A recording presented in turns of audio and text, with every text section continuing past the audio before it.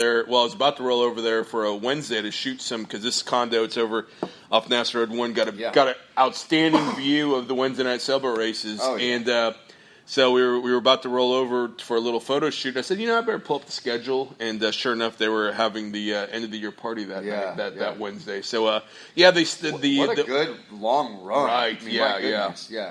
No, I mean it's one of the truly special events. Just and what makes it special because. First of all, it's not one Wednesday. We're 8, 10, 12 Wednesdays. Oh gosh, I think it's even longer than that. Yeah, I mean, it's from April to basically October. So it's and the cool thing about it here versus they do these races in some other areas, but you're just not anywhere near as close you are to the sailboats as you are here. Yeah, I mean, here you have all these different venues. Obviously, Villa Capri, Barge, Cabo. All these venues here along the north shore of the lake, Sam's Boat, where you can just see the boats, and they literally make the course so it'll be great viewing from the land. It's really set up on the North Shore. It's more of a North Shore thing than the South Shore. Really nice. Yeah. As we come to you live from the North Shore. But let's be honest, there's just a bit more on the water up here when it comes to venue locations and a little bit more viewership. There's a lot of points where you can drive down Nassau Road 1, look to the right or the left, and see the lake. Yeah. There's not as many points you can drive down Marina Bay Drive and see the lake. So it's just better for business. Yeah, on the South Shore, on the South Shore, you basically have to track through somebody's multi-million-dollar house's backyard to see the. Or there's a couple of waterfront venues, although a lot of them are kind of tucked away, so they're not even. Yeah. They're not even ideal. I guess and it's a little rougher on that side. Yeah, the way that the wind hits, the depth is a little more shallow. Yeah. It's just not quite as ideal. Yeah, it's a little more jagged. The North Shore is pretty straight line. When you get on the South Shore, it's a bit more. It's not as lined up. Sure. Yeah. So a lot of factors. And of course, the North Shore and the South Shore are really not that far apart. We just kind of made it sound like we're like miles away from the South Shore, but I mean. Literally, I can jet surf across it in like a minute and a half. I'm like, you can swim across it. Yeah, literally. I have swam across actually with a board. That was fun in 2018. Out of gas. Oh, out of gas. You got to test it and know when you.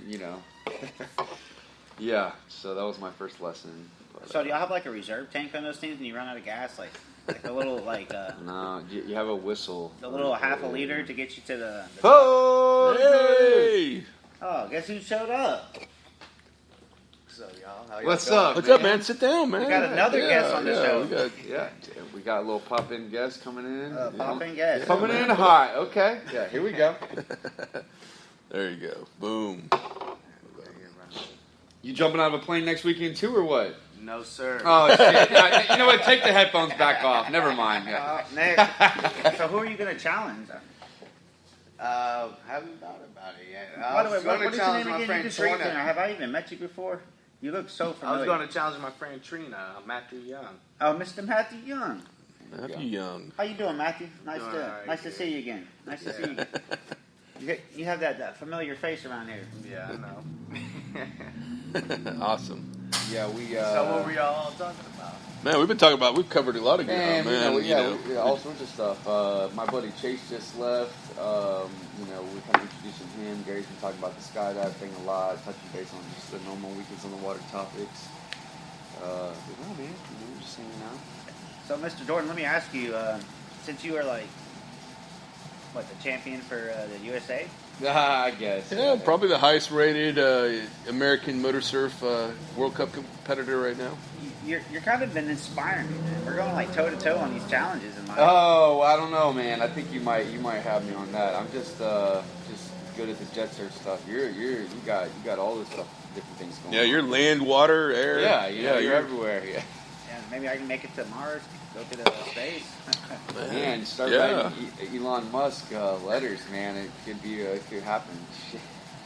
What's that? They finally invested in Brownsville. Apparently, they took 100,000 square foot of warehouse space, and they bought a bunch of land and done a bunch of stuff. Oh, they built they literally have a launch facility there. Yeah, but now they're going to start making different. I mean, all sorts of stuff. Yeah, they're moving some of the California production of the rockets to Brownsville.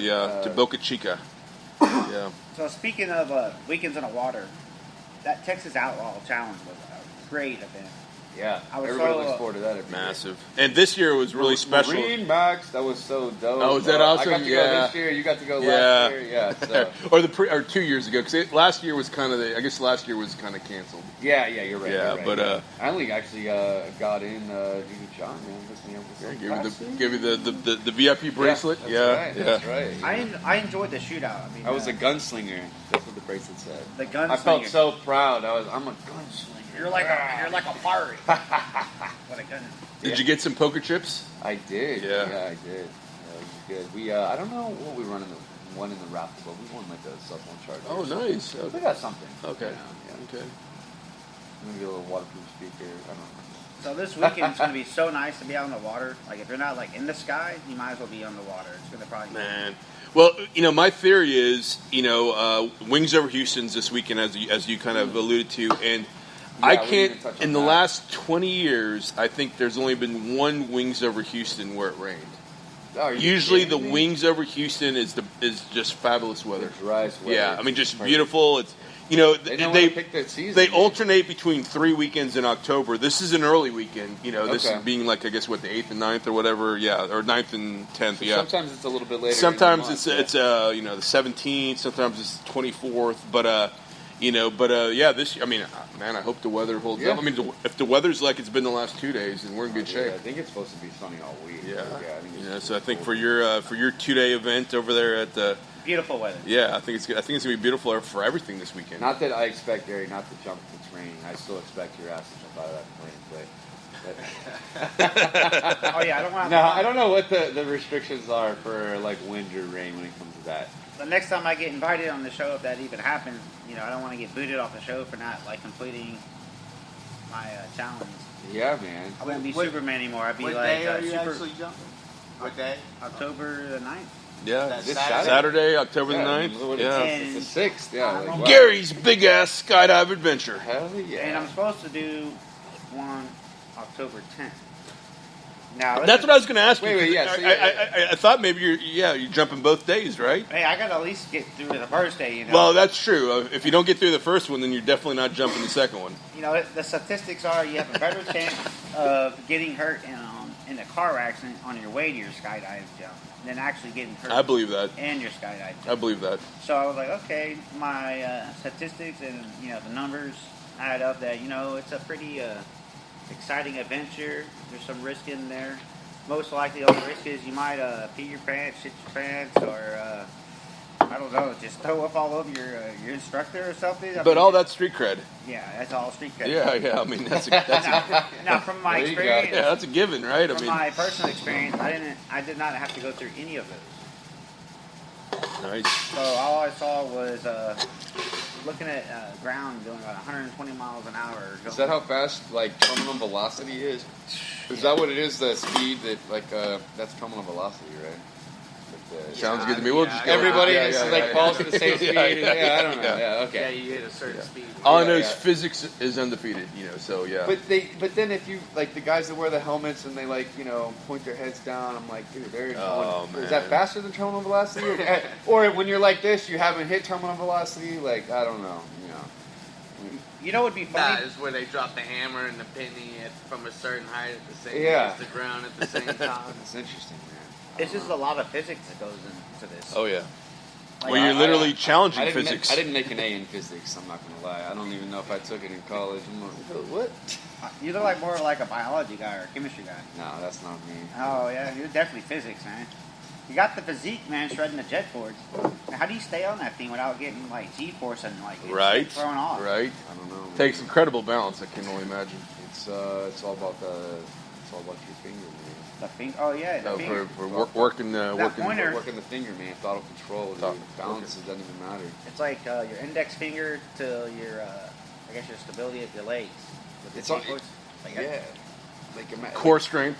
It's like like say you're like in like a fighter jet, but obviously it's not a fighter jet, but like just like the little bit of like any motion at all, like completely changes the trajectory. It's like the same thing with like it's not even about balance, man. It's all about just like more power or less power, all in like the power of your hand. It's basically like the joystick on my chair. Most people that try to drive my chair, they press the joystick and the chair just goes out of Out of control. You've got it. It's literally you're like one with the chair. I mean, you have that down. Just you know? a little touch. The worst thing is when I have a little kid or a child that thinks my chair is like a toy or whatever, and they come grabbing my joystick. I actually have a Texans golf ball on there.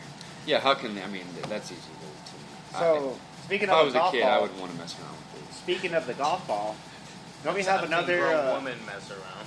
Don't we have the Rod Hey Ryan? now, let's keep it PG-13. Speaking of my golf ball, that kind of brings up the discussion for the Rod Ryan golf, Oh the golf tournament coming up for the Texas Adaptive Aquatics. Yeah, so another, it's not an actual event for Texas Adaptive Aquatics, it's a fundraiser event. So Rod Ryan's going to do another golf classic tournament. All his proceeds go to Roger Randall's organization. It's been around for, 20, 25 years, been all over the country, just done a tremendous thing for, yeah, it's been an incredible program. So, yeah, that's what it's literally this weekend. They always have a bigger turnout every year. They raise more money every year. I think they haven't done it twice every single year, but this year they decided to do it 2 times, and so that should be a lot of fun. Yeah, that was a lot of fun when we went man. there earlier this year. Yeah, that was, I think so. The date for that was like maybe it was like April 7th or like April 15th. It was back in like April, so yeah, right before the summer started. And yeah, man, they had a really good turnout. They were sold out for this one like a month ago.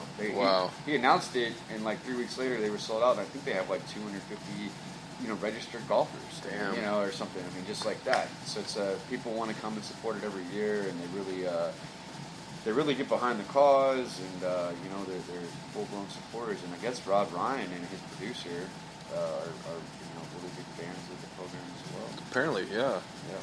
And that's an upcoming Wednesday in October, is that right? That's October 20th.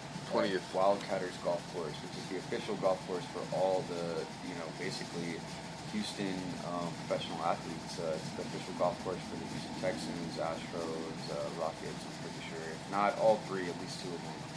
And they get a lot of, a lot of faces coming in there and hanging out. And so I don't know how you get the title of the official, the official golf course. I'll tell you how. That's where they go play. Money.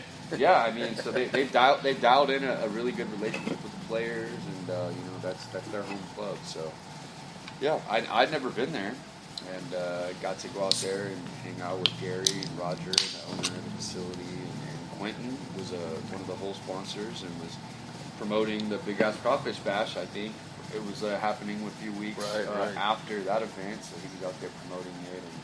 And Big Ass Crawfish Bash, a lot of their proceeds go to Texas Adaptive as well, and As well as a lot of other charities. They have yeah, Oh, yeah. Camp Hope yeah, to support our veterans, post-traumatic stress. We also have Special Olympics. We also have the United Spinal Association. yeah.